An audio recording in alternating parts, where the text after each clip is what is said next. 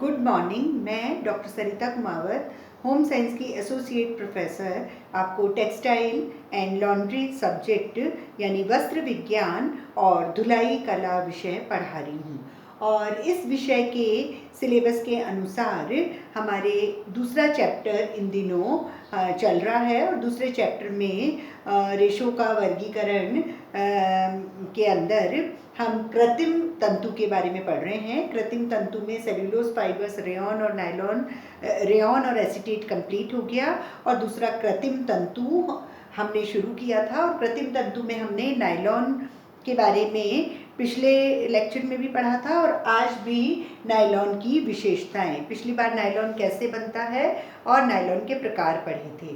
आज जो टॉपिक है वो है कैरेक्टरिस्टिक्स ऑफ नायलॉन, मतलब नायलॉन की विशेषताएं। नायलॉन में कुछ विशेषताएं होती हैं, जैसे पहला अगर हम इसका कॉम्पोजिशन देखें, संगठन, तो नायलॉन एक तंतु नहीं है। नायलॉन को हम एक तंतु नहीं कह सकते हैं। नायलॉन जो है वो एक वर्ग को कहते हैं और इस वर्ग का नाम है पॉलीमाइड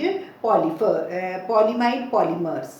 और पॉलीमाइड पॉलीमर्स ये नायलॉन का वर्ग है और इसमें अलग अलग, जैसे कार्बन की संख्या अगर चेंज हो जाती है तो तंतु की बनावट भी चेंज हो जाती है। अगर हम एक एग्जांपल देखें कि नायलॉन में कितने कार्बन होते हैं, तो नायलॉन में 6 कार्बन होते हैं। तो अगर कार्बन की संख्या चेंज हो जाएगी तो नायलॉन फाइबर नहीं होके कुछ और फाइबर बन जाएगा, क्योंकि ये एक वर्ग है पॉलीमाइड पॉलीमर्स नामक।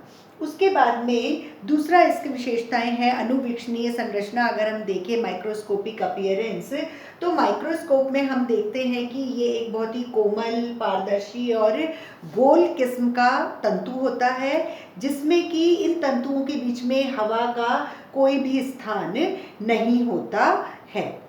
फिर तीसरी इसकी विशेषता है कि मजबूती। ये रेशे बहुत ही अधिक मजबूत होते हैं, क्योंकि स्ट्रेचिंग वाले भी होते हैं, पतले भी होते हैं और मैनमेड हैं, इसलिए उसके ऊपर हम कंट्रोल भी रख सकते हैं फाइबर पे।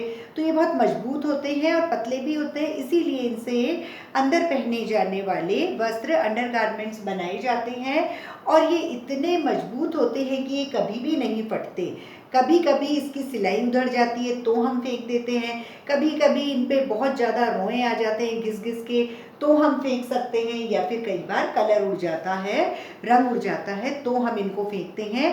बाकी नायलॉन फाइबर्स, जो नायलॉन फैब्रिक हैं, वो बिल्कुल भी नहीं फटते, खाली सिलाई से ही उधड़ते हैं। और या फिर जी भर जाए, मन भर जाता है उन कपड़ों को पहन पहन के, तो हम उनको फेंक सकते हैं। बाकी नायलॉन फैब्रिक बहुत ही कोमल और मजबूत टाइप का वस्त्र होता है। फिर नेक्स्ट है जल अवशोषकता। नायलॉन फैब्रिक्स बहुत ही कम पानी को सोखते हैं, बल्कि बिल्कुल ही नहीं सोख पाते, और इसीलिए बहुत जल्दी धुल भी जाते हैं और बहुत जल्दी सूख भी जाते हैं, और बहुत ही कोमल और लचीले स्वभाव के वस्त्र होते हैं। अगर हम इनमें ताप का प्रभाव देखें, तो सूखा ताप अगर हम इसको लगाते हैं, तो उच्च ताप अगर बहुत ही हाई टेम्परेचर पे प्रेस कर रहे हैं या लगा दिया, तो वो वस्त्र पिघल जाएगा नायलॉन का। और अगर चिंगारी वगैरह भी अगर उस पर लग जाती है तो वहाँ छेद हो जाता है। जैसे कॉटन फैब्रिक इतनी जल्दी नहीं ख़त्म होता, लेकिन वहाँ इसमें नायलॉन में छेद चिंगारी लगती है तो छेद हो जाते हैं। नेक्स्ट है स्थिर विद्युत। स्थिर विद्युत की इसमें बहुत ज़्यादा परेशानी है नायलॉन में, कि अगर नायलॉन के फैब्रिक को थोड़ा रगड़ते हैं या एक दूसरे से रगड़ जाता है या घर्षण लग जाता है, तो उसमें स्थिर विद्युत उत्पन्न हो जाती है।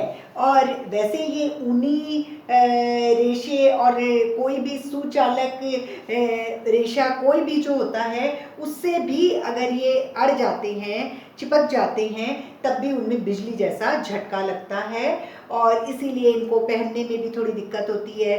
अंधेरे में भी अगर आप उनको पास में लगा के देखेंगे तो एक दूसरे को चिपकाएंगे, सिंथेटिक साड़ी को समेटते हैं अंधेरे में, तो उसमें चढ़ की भी आवाज़ होती है और उसमें लाइट सी भी हमको उत्पन्न होती हुई दिखाई देती है। रखने में भी थोड़ी परेशानी होती है, पहनने में भी। और जब कटिंग करते हैं तब भी इसमें थोड़ी सी परेशानी होती है। और इसमें धूल मिट्टी जो है वो जल्दी चिपक जाती है, सिंथेटिक है तो वो अपनी ओर आकर्षित करता है, तो धूल मिट्टी जल्दी चिपक जाती है। फिर अगर हम उसको झटकते हैं धूल मिट्टी हटाने के लिए तो चड़चड़ की आवाज़ होती है, मतलब बिजली का सा झटका लगता है। अगर कोई उसके पास में चिपक भी जाए, ऐसे हाथ भी लग जाए या उंगलियों से टच हो जाए तो वहाँ करंट जैसा लगता है। नेक्स्ट है ताप संवाहकता।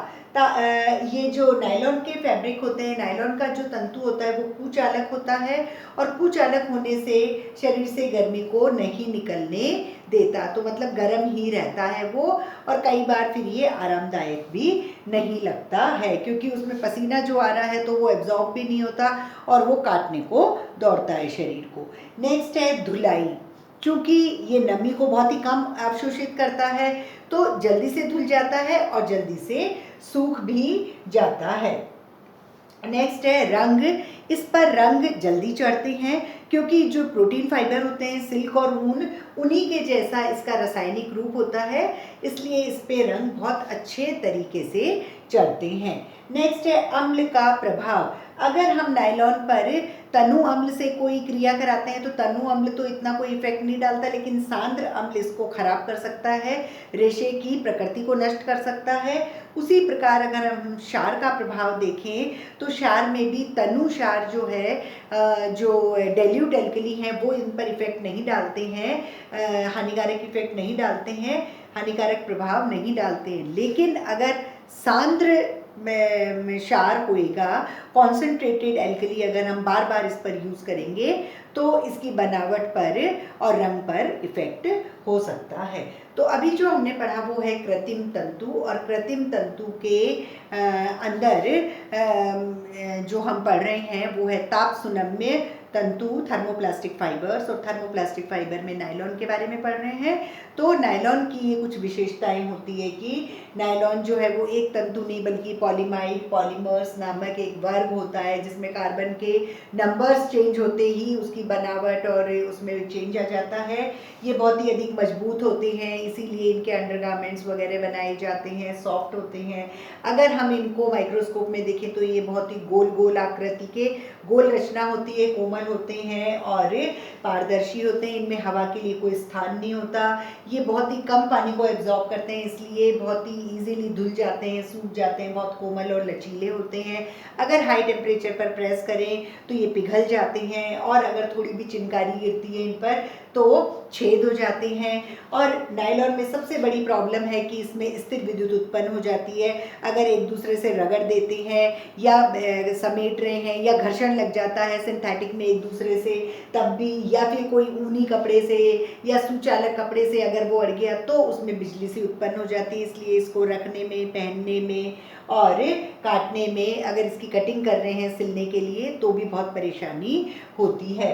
और इस पर धूल भी जल्दी चढ़ती है। धूल चिपकने के बाद में अगर इसको झटकते हैं तो चिड़चिड़ की आवाज़ होती है उसमें। और अगर अंधेरा है तो अगर आप दोनों सिंथेटिक कपड़े को नायलॉन कपड़े को अड़ा के और वापस से हटाएंगे तो आप देखेंगे चिड़चिड़ की आवाज़ के साथ लाइट भी, उसमें स्थिर विद्युत होती है, इसलिए उसमें इलेक्ट्रिसिटी भी हमको दिखाई देती है। ये ताप का कुचालक होता है तो शरीर से गर्मी बाहर नहीं निकलने देता, इसलिए कई बार आरामदायक भी नहीं होता। धुलाई इसकी बहुत इजीली हो जाती है क्योंकि ये नमी को अवशोषित ही नहीं करता, तो जल्दी से धुल जाता है, जल्दी से सूख जाता है। ये चूँकि प्रोटीन फाइबर की जैसा ही होता है इसलिए इसमें रंग बहुत अच्छे तरीके से चढ़ते हैं। इस पर तनु अम्ल और क्षार कोई ज़्यादा इफेक्ट नहीं डालते, लेकिन अगर सांद्र अम्ल और सांद्र क्षार यानी कॉन्सेंट्रेटेड एसिड और एल्कली होंगे तो वो इन नायलॉन फाइबर्स को, नायलॉन फैब्रिक्स को खराब कर सकते हैं, इनकी नेचर को, इनकी बनावट को, इनके रंग को और इनकी आकृति को खराब कर सकते हैं। तो इस तरह से ये नायलॉन की विशेषताओं के बारे में था। Thank you.